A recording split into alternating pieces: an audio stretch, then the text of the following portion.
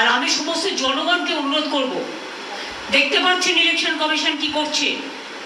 সবাই যারা বাইরে আছেন, যারা পড়াশোনা করতে গেছেন, যারা কাজ করতে গেছেন, যারা পরিযায়ী শ্রমিক আছেন, যারা ছাত্র আছেন, যারা যুব আছেন, যারা গ্রামবাসী আছেন, যারা শহরে থাকেন, যারা নগরে থাকেন, যারা প্রান্তরে থাকেন, সবাই মনে রাখবেন আপনার ভোটার লিস্টের নাম আছে বলে ছেড়ে দেবেন না।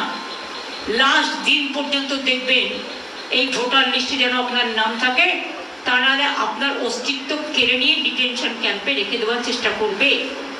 এখনই দেখুন না, আজকেও আমার কাছে খবর এসছে উড়িষ্যার কটকের একটা জায়গায় বেঙ্গলের 100 জন পরিযায়ী শ্রমিককে একটা ডিটেনশন ক্যাম্পে আটকে রেখে দিয়েছে। এবং বালেশ্বরেও প্রায় 17 জন শ্রমিককে থানায় ধরে নিয়ে যাওয়া হয়েছে। গতকালও আপনাদের আমি বলেছিলাম, তারপরে ছাড়িয়ে নিয়ে আসা হয়েছে, তাদের সব ডকুমেন্ট আছে। এবং আজকেও আমি চিফ সেক্রেটারিকে দায়িত্ব দিয়েছি কথা বলে এটাকে শর্ট আউট করা। কিন্তু প্রতিদিন কেন বাংলায় কথা বলে কি অপরাধ? তাহলে অন্য ভাষায় কথা বলা অপরাধ? আমাদের ভারতবর্ষ মানেটা কি? পাঞ্জাব, সিন্ধু, গুজরাট ও মারাঠা, দ্রাবিড়, উৎকল, বঙ্গ, সারা দেশকে নিয়ে থাকবে। সব দেশেই সব রাজ্যের বর্ডার থাকে, অন্যান্য দেশেরও বর্ডার থাকে।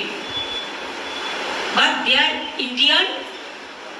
They belongs to, somebody may belongs to Bengal, somebody may belongs to Rajasthan, somebody may belongs to Gujarat, somebody may belongs to Punjab, somebody may belongs to Odisha. I don't have any problem for that. But we are Indian ultimately. Can you bear with this? Every day you are torturing the West Bengal people because their mother tongue is Bengali. Whoever is staying in Bengal, everybody knows the Bengali languages. Even they know better than Bengalis. Because they have their business, they have their institution, they have their shops.